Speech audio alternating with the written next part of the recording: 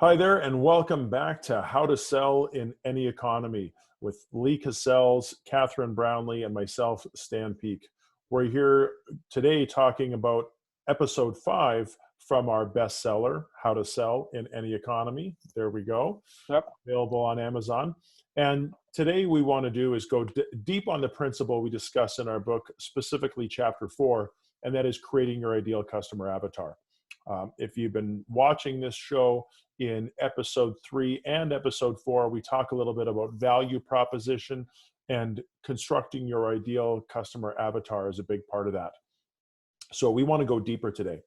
And so when we talk about an ideal customer avatar, I'm going to have Lee Cassells kick us off. But the first thing I want to say is that this is a question of focus. And what we're doing is we're focusing on who we want to bring more of into our business. We want more of this type of customer. When we do that, we're not saying we don't want other customers. And I think that's where a lot of people get hung up. And a great business doesn't sell to everybody. A great business has a very specific customer segment they're going after with intent and purpose. When we create this early in our business life cycle or deep into our business age, whatever the case may be, what we really want to get clear on is who is the best customer, who loves our product or services, who is willing to pay the price, if not more, maybe who pays on time, and who says great things about us in the marketplace. So that's who we're going after. We're allowing other customers in, but strategically we're focusing on acquiring what we're going to consider who could be our raving fans. So want to clear that up. And to kick us off on the first step of building our ideal customer avatar, with me as always, our expert co-author on sales and business development, Lee Cassells. Perfect. Thanks, Stan. As Stan mentioned, for me, the customer avatar is vital for any business, and any business that I work alongside or any business that I talk to. A lot of times I'll even ask, who is your ideal customer? Who is your ideal avatar? And they should be able to break it down in like 3 or 4 sentences of exactly who it is, to the point I can actually visualize that person in my head. They're $100,000 a year. They live within 5 kilometers of the club, the location, whatever it is. They have 2.2 kids. They both go to private school. The kids do this. I get my haircut here. My car's this. Like, to the point that I can actually see their Mr. and Mrs. Ideal customer, so to speak. And I feel that companies that don't spend the time on really researching or really pushing that avatar model really have a lot of confusion, even within their own staff and within their own brand, because not everyone's crystal clear on who the company is trying to speak to on a consistent basis. So the way the email signatures are crafted, the way the logo is crafted, the colors they use, the verbiage you use in the marketing, where they're advertising, it all comes back to that customer avatar first. So going back to Stan's points of what is a customer avatar, the demographics would be where they live, how much money they make, what kind of cars they drive, how many children they have, what kind of responsibilities they have, what kind of things they do in their social time, what kind of things they do in their professional time, where they like to network, what kind of political parties they support, what kind of soccer team or football team they support. Like, you want as much information about that person as humanly possible. And I think in the book, we've got roughly around about 50 or 60 questions in there. I've seen avatars that I've worked with up to 100 questions on some companies, and it really breaks them down to a very granular level. And also in some cases, we even had what we'll call stick figures or animation of what the actual person even looks like. So that again, it helps the company actually visualize, like, oh, Stan's my ideal customer because he wears Armani glasses, he wears a Versace shirt, I know that he drives a BMW, like, he's the guy that we're going after. So it's the same kind of concept as when you buy that car and you think you're the only guy on the block that has that car, and then you drive out your driveway and you notice that your car is everywhere on the street after that. It's the same concept. As long as you see it, then you're going to see it everywhere, because you're going to be more focused of that's exactly who the person I was meant to be talking to, and then everyone's there for you. So yeah, I hope that answers the question, Stan, of like at least where to start on the avatar. Absolutely does. And so if we think, because you're right, our book, we went through 50 plus questions. You're right. You've seen and I've seen Avatar build out, questionnaires up to 100 questions. So the point is not always more is better.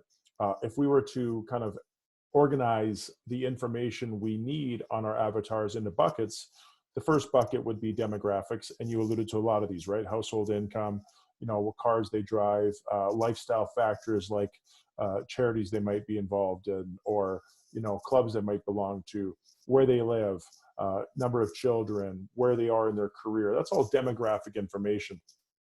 And often demographic location helps us physically locate our ideal customer. And if we can physically locate them, obviously that would inform our marketing strategy. The second piece, the second bucket, I should say, is the psychographics. And that's how our customer thinks, how they make their purchase decisions, what brands they associate with. Are they more Apple or, an iPhone, or are they more Samsung, things like that. I mean, some people would say Coke or Pepsi. I don't pretend to understand too much the difference in psychology of someone's Coke or Pepsi with that much information alone. But the point is, you really want to understand what matters to someone and how they make those purchase decisions. Also, their pain points we talk about a lot, because a lot of customers are looking to solve a problem, and also their goals. So if you have how they make their purchase decisions, brands they associate with, what they're trying to avoid or solve, what they're looking to move towards, then those psychographics, or the psychology component, really informs strategy as well.